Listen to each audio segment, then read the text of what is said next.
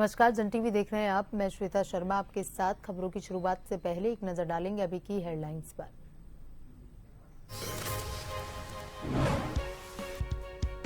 नैनीताल में नगर निगम गौशालों में हुआ कार्यक्रम। सीएम धामी ने गो पूजन और विभिन्न योजनाओं का किया लोकार्पण शिलान्यास। नैनीताल में पौधारोपण कर दिलाई स्वच्छता की शपथ।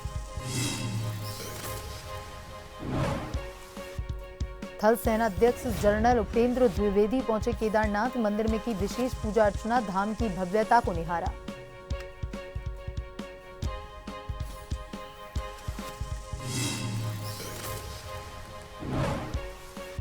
उत्तराखंड पर्वतीय क्षेत्रों से लेकर मैदानी इलाकों में निकली धूप। शुष्क मौसम बना रहने से चढ़ने लगा है पारा।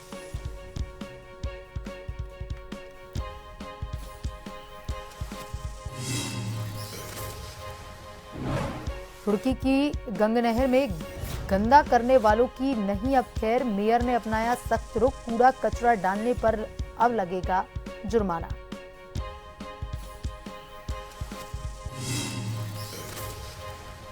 उत्तराखंड में मरीजों की संख्या पहुंची 30। चारधाम यात्रा में भी दस्तक। स्वास्थ्य विभाग की बड़ी चिंता है।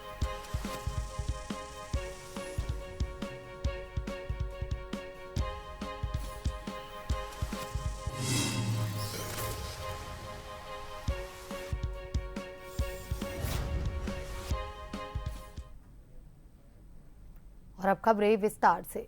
सीएम पुष्कर सिंह धामी आज हरिद्वार दौरे पर हैं। 11:15 बजे मंगलौर पहुंचेंगे मुख्यमंत्री धामी। पूर्व हरियाणा कैबिनेट मंत्री करतार सिंह भड़ाना की अगुवाई में विशाल जनसभा का आयोजन होगा। यूसीसी लागू करने पर किसान आभार रैली का आयोजन किया गया। कार्यक्रम के बाद भेल हेलीपैड पर भाजपा कार्यकर्ता और धननगर समाज की ओर से मुख्यमंत्री का भव्य स्वागत भी होगा। दोपहर 2 बजे सिरकुल के शोभा गार्डन में धननगर महासम्मेलन में शिरकत करेंगे।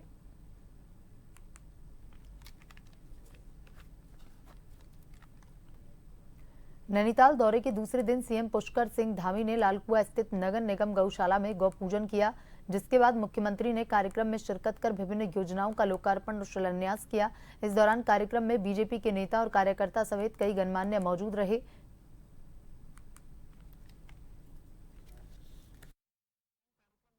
पूरे शहर में गौ माताएं हैं और जिस कारण से गौवंश के संरक्षण का काम बहुत चुनौतीपूर्ण हुआ है, परंतु सामूहिक प्रयासों से हम लोग इस चुनौती का भी सामना कर सकते हैं। भाइयों बहनों, आदरणीय प्रधानमंत्री श्री नरेंद्र मोदी जी के कुशल नेतृत्व में आज भारत हर क्षेत्र में आगे बढ़ रहा है।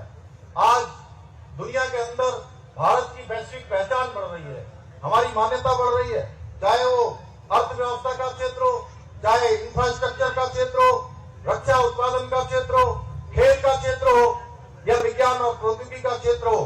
भारत प्रत्येक क्षेत्र में नए नए कीर्तिमान बना रहा है। वहीं थल सेना अध्यक्ष जनरल उपेंद्र द्विवेदी आज केदारनाथ धाम पहुंचे। उन्होंने मंदिर में विशेष पूजा अर्चना की, धाम की भव्यता को निहारा। इस दौरान तीर्थ पुरोहित समाज और मंदिर समिति ने उनका भव्य स्वागत किया।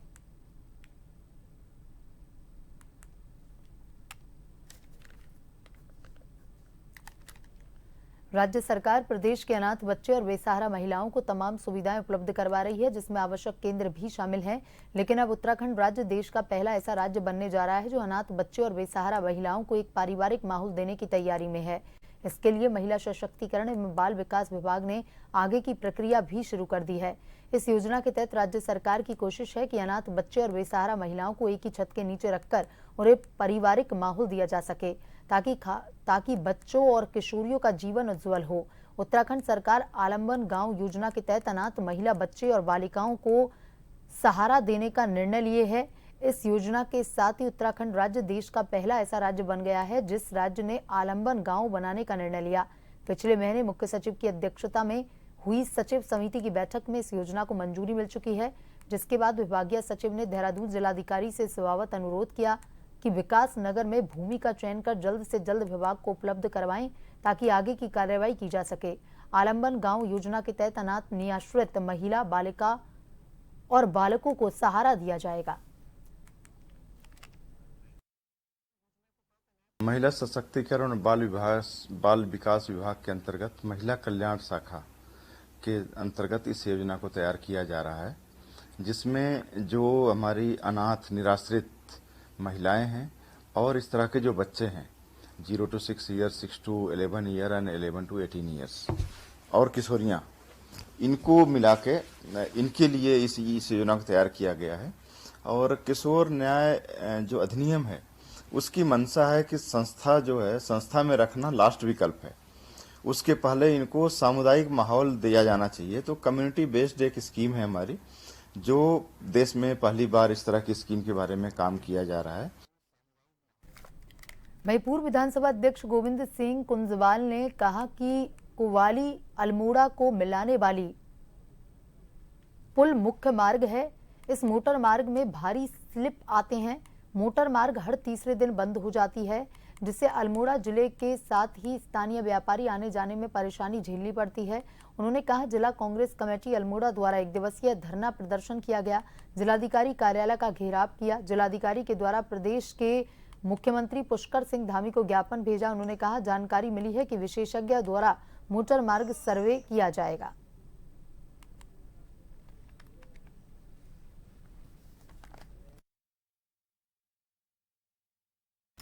उत्तर प्रदेश के अमरोहा इलाके में रहने वाले 6 युवक ईद की नमाज अदा करने के बाद कार से रामनगर से कुछ दूरी स्थित गर्जिया मंदिर से पहले झूला पुल के समीप स्थित कोसी नदी किनारे नहा रहे थे। नहाने के दौरान अचानक मोहम्मद अनस नहाते नहाते पानी के गहरे कुंड में जाने लगा, तो उसने बचाने के लिए अपने दोस्तों को आवाज लगाई। इसके बाद मौजूद सभी दोस्त उसे बचाने के लिए कोसी नदी में जाने लगे, लेकिन तब तक अनस गहरे कुंड में जा चुका था। मौके पर पहुंची पुलिस ने मृतक के शव को रामनगर के सरकारी अस्पताल पहुंचाया, जहां चिकित्सकों ने उसे मृत घोषित कर दिया। घटना की जानकारी मृतक के परिजनों को दे दी गई है तथा मामले की जांच पुलिस कर रही है। मृतक 2 माह पूर्व ही सऊदी अरब से काम कर अपने घर वापस आया था।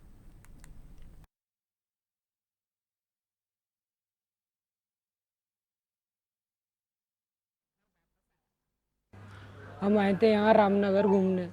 अभी ये हमारे साथ वाले ये नहाने के लिए चले गए।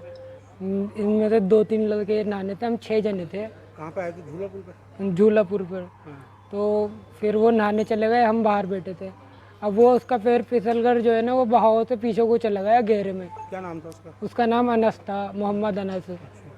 तो वो वहाँ डूब गया है। अब हमने बचाने की कोशिश की, मैं भी डूबने से बचाऊँ, साथ वाले भी हम सब डूबने से बचे हैं। और फिर लेकिन वो डूब गया, बचा नहीं पाया कोई उसे। चंपावत जिले के लोहा घाट में स्थापित कृषि विज्ञान केंद्र किसानों के लिए वरदान साबित हो रहा है। कृषि विज्ञान केंद्र में जहां क्षेत्र के किसानों को कृषि की वैज्ञानिक विधि में उन्नत बीज उपलब्ध करवाने के साथ साथ कृषि वैज्ञानिकों के द्वारा आधुनिक खेती की जानकारी दी जा रही है। कृषि विज्ञान केंद्र प्रभारी डॉक्टर दीपाली तिवारी पांडे ने बताया, केंद्र में किसानों को उन्नत खेती, वैज्ञानिक तकनीक की गहनता से जानकारी देने के साथ साथ प्रशिक्षण दिया जा रहा है। इसके अलावा किसानों को रोजगार से जोड़ने के लिए मशरूम की खेती करने के लिए प्रेरित करने के साथ साथ उन्हें मशरूम उगाने का प्रशिक्षण भी केंद्र के द्वारा दिया जा रहा है। वर्तमान में कृषि रथों के माध्यम से दूर दूर क्षेत्र के किसान तक कृषि की आधुनिक तकनीक को पहुंचाया जा रहा है तथा सरकार के द्वारा किसानों के हित में चलाई गई योजनाओं की जानकारी दी जा रही है।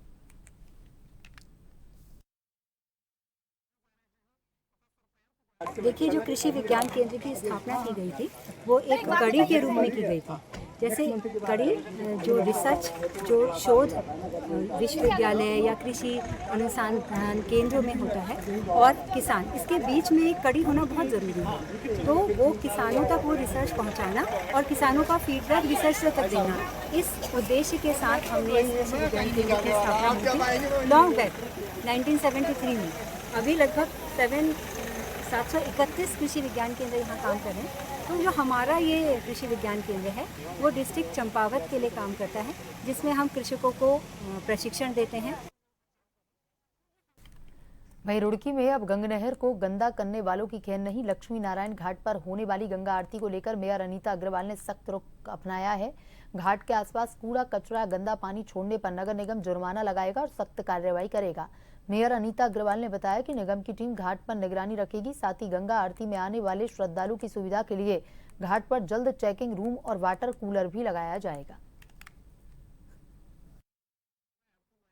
रुड़की के जनता को बहुत ज़्यादा धन्यवाद करती हूँ कि आज रुड़की की जनता को, रुड़की वासियों को इतना मतलब ये गंगा आरती का भाव है, तो वो डेली इतने शौक से आते हैं कि चलो शाम को गंगा आरती में चलते हैं, तो मुझे बहुत अच्छा लगता है। और मैं एक सफाई अभियान चला रही हूँ ताकि डेली यहाँ सफाई होए, कोई कूड़ा करकट ना डाले। मैं सबसे हाथ जोड़ के रिक्वेस्ट करती हूँ कि कोई भी कूड़ा करकट ना डाले। ये गंगा माँ है, गंगा माँ की तरह ही रखो और डेली शाम को गंगा आरती में आइए। सबसे हाथ जोड़ के यही विनती है। उसके बिल्कुल एक्शन लिया जाएगा, बिल्कुल एक्शन लिया जाएगा। बिल्कुल कमेटी बनाएंगे हम लोग, हमें और ही कमेटी बनाने के बाद में हम लोग यहाँ पे पूरा ध्यान रखेंगे। टिहरी जनपद के भिलंग पट्टी स्थित सूण गांव में विराजमान हुणेश्वर महादेव के मंदिर प्रांगण में भिलंग पट्टी के तमाम ग्रामीणों ने अष्टादश महापुराणों का आयोजन किया। समापन के अवसर पर क्षेत्र की जनता के बीच पूर्णाहुति और कलश यात्रा निकाली गई, जिसके पश्चात भव्य भंडारे का आयोजन हुआ। 7 समंदर पार अमेरिका के शिकागो से पहुंचे अंतर्राष्ट्रीय महंत शांति प्रसाद नोटियाल ने बताया कि प्रवासी और अप्रवासी ग्रामीणों के सहयोग से इस दिव्य महापुराणों का आयोजन संभव हुआ। वहीं उन्होंने बताया कि इस तरह के महापुराणों से क्षेत्र में सुख, शांति, समृद्धि बनी रहती है।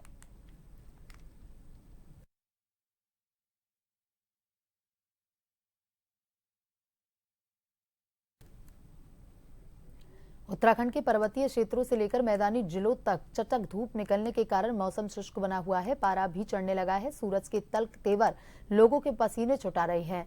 मैदानी क्षेत्रों में तापमान में एकाएक जबरदस्त बढ़ोतरी हुई है। देहरादून का अधिकतम तापमान 36 डिग्री सेल्सियस के पास पहुंच गया है। वहीं अगले 3 दिनों तक मौसम के मिजाज में किसी भी तरह के बदलाव के आसार नहीं है। लगातार चटक धूप खिलने के कारण तापमान में 1 से 2 डिग्री सेल्सियस बढ़ोतरी होने की संभावना है। आगामी 11 जून से पश्चिमी विक्षोभ की सक्रियता के चलते प्रदेश में बारिश होने का अनुमान है। देहरादून में शनिवार को सुबह से ही चटक धूप खिली रही। तेज धूप के कारण तपिश ने झुलसा कर रखा, तो वहीं पारे में भी 2 डिग्री सेल्सियस की बढ़ोतरी हुई है।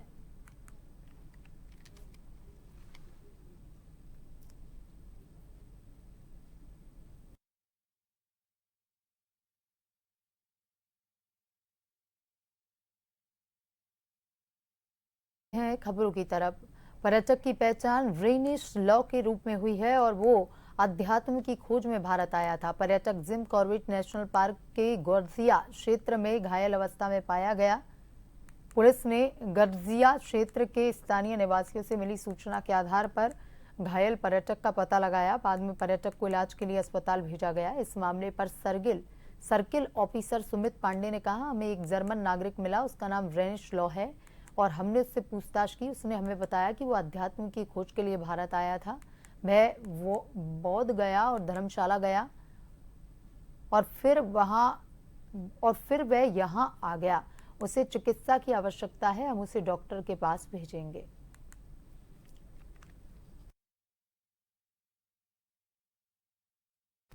उत्तराखंड में कोरोना मरीजों की संख्या में लगातार वृद्धि हो रही है। लगातार बढ़ रहे कोरोना के मामलों में स्वास्थ्य विभाग की चिंता बढ़ा दी है। सबसे अधिक चिंता चारधाम यात्रा को लेकर है। चारधाम यात्रा में गए श्रद्धालुओं के बीच कोरोना मरीजों के मिलने के बाद से सतर्कता बढ़ाई गई है। दरअसल प्रदेश में बद्रीनाथ, केदारनाथ, वैष्णो देवी की यात्रा से वापस लौट रहे 3 श्रद्धालुओं समेत 7 नए कोरोना मरीज पाए गए हैं। इसके साथ ही कोरोना के मरीज की संख्या बढ़कर 30 हो गई है। वर्तमान में सभी 7 सक्रिय मरीज घर पर ही आइसोलेट किए गए हैं।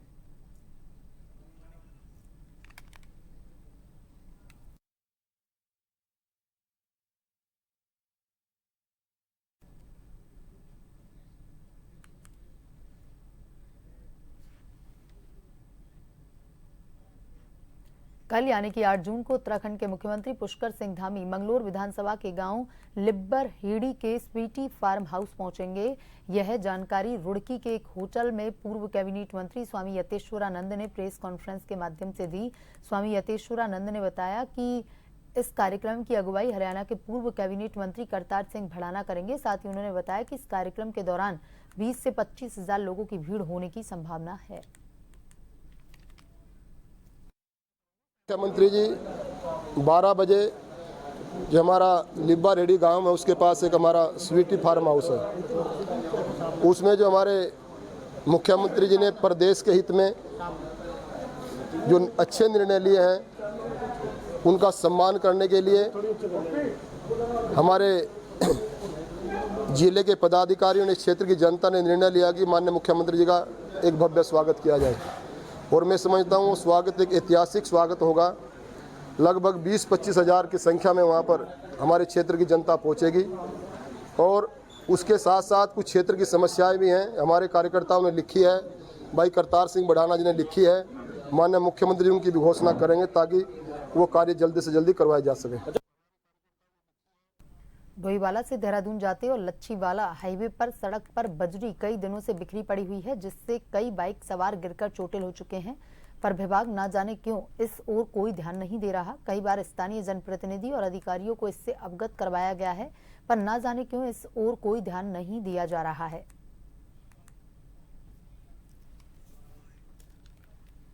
मौजूद है लच्छीवाला फ्लाईओवर पर मौजूद है और आप मेरे पीछे देख सकते हैं ये जो फ्लाईओवर है ये नेशनल हाईवे पर आगे जाते से जुड़ रहे हैं और डोईवाला की और जो राहगीर है वो इस रास्ते से होकर के जाते हैं। डोईवाला से देहरादून जाने वाले राहगीर जो है इसी फ्लाईओवर के द्वारा देहरादून जाते हैं। पर यहाँ पर जो है आप मेरे पीछे देख सकते हैं जो बजरी है वो काफ़ी दिनों से पड़ी हुई बताई जा रही है। जो विभाग है वो ना जाने किस बड़े हादसे का इंतजार कर रहा है। इस बजरी में बाइक सवार गिर करके चोटिल हो सकते हैं, कोई बड़ी दुर्घटना हो सकती है, पर विभाग इस बजरी को हटाने में नाकाम साबित हो रहा है। क्यों कब से ये बजरी गिरी हुई है और क्यों विभाग द्वारा इसे नहीं हटाया जा रहा है, विभाग किस बड़े हादसे और बड़ी दुर्घटना का इंतजार कर रहा है, यह एक सवालिया निशान खड़े करता है। अब देखने वाली बात ये होगी कि विभाग कब नींद से जागता है और इस बजरी को हटाता है, क्योंकि इस बजरी में अक्सर ये बजरी उछल करके भी किसी के लग सकती है और जो बाइक सवार है वो इसमें रिपट करके भी गिर सकते हैं। कोई बड़ी दुर्घटना कभी भी हो सकती है। जन टीवी के लिए डोईवाला से आशीष यादव। वहीं चक्राता क्षेत्र में सरकारी सस्ता गल्ला विक्रेता आखिरकार सोमवार से गोदाम से राशन उठाने को तैयार हो गए हैं। जोनसार बाबर के सरकारी सस्ता गल्ला विक्रेताओं ने लंबित भुगतान और कुछ मांगे पूरी होने के बाद 7 जून से गोदाम से राशन उठाने का निर्णय लिया। हमारे जो उचित विक्रेता दर है इनका अपना एक संगठन है और स्वाभाविक है संगठन जो विक्रेता होते हैं उनके हितों के लिए काम करता है। कभी भी कोई नई टेक्नोलॉजी आती है तो मन में लोगों की शंकाएं रहती हैं, तो आप लोगों को भी ये शंका थी और आज जो पदाधिकारी थे और हमारे डीएसओ एसडीएम साहब इनके समक्ष बैठ के ये चर्चा हुई कि वास्तव में समस्याएं क्या हैं, उस समस्या का समाधान निकला और आप लोग भी समझे टेक्नोलॉजी की अपनी कुछ कठिनाइयां होती हैं, उस शंकाओं का समाधान किया गया। कल से आप लोग राजी हैं और कल से ये वितरण होगा और पदाधिकारी जैसे हमारे साथ खड़े हैं इनको भी ये चीज़ें इन्होंने अपनी जिम्मेदारी महसूस की कि कोई भी टेक्नोलॉजी जो हम अडॉप्ट करते हैं थोड़ा वक्त लगता है, तो उनमें अडॉप्ट करते समय जो समस्याएं आएंगी उनका उसी समय त्वरित समाधान केस टू केस किया जाएगा। 2025 से जो है हमारे जनपद में नई पॉज मशीन लगने की और कुछ इनका लाभांश जो है जो भारत दुकानदारों का बैलेंस था उसको लेकर गतिरोध था, तो शासन से जो है हमें लाभांश और ट्रांसपोर्टेशन जो है पैसा मिल गया है। हमने 1 करोड़ से अधिक जो है आपके दुकानदारों के अकाउंट्स में जो है उसका आरटीजीएस कर दिया, पैसा डाल दिया गया और जो ई पॉस के मशीनों के संबंध में जो भ्रांति थी उसके संबंध में विस्तृत चर्चा की गई है और उसका मई का राशन भी बंटने की जो है स्थिति भारत सरकार से बढ़वा दी गई है। 17 मई तक जो है हम इसको राशन को वितरण कर सकते हैं। आज हमने हमारी समस्याओं को सुनने के लिए एडीएम साहब देहरादून आए थे और एसडीएम साहब भी आए थे और जिला पूर्ति अधिकारी भी आए थे। जो हमारी समस्या थी उन्होंने विस्तार से सुना और उसको उन्होंने संज्ञान में लिया कि आपकी बिल्कुल जेन्युइन समस्या है और इसका समाधान किया जाएगा। तो हमने एक अधिकारी के तौर पर उनकी बात को सम्मान किया है और हमने सब लोगों ने सहमति ली है कि हम कल से राशन वितरण करेंगे, राशन उठान करेंगे। शर्त हमने एक रखी थी, पहले से भी रखी, आज भी रख रहे, आगे भी रखेंगे कि हमारे यहाँ ई पॉज मशीनों का संचालन करना बहुत मुश्किल है कि नेटवर्क की सुविधा नहीं, लाइट की सुविधा नहीं है। उसके लिए हमको एडीएम साहब ने आश्वस्त किया है कि अगर आपकी मशीनें वो क्या कहते हैं आपका काम नहीं कर पाएगी तो आप दोबारा से भी विरोध कर सकते हैं, जिसके लिए हमने सर्वसहमति से ये फैसला लिया है।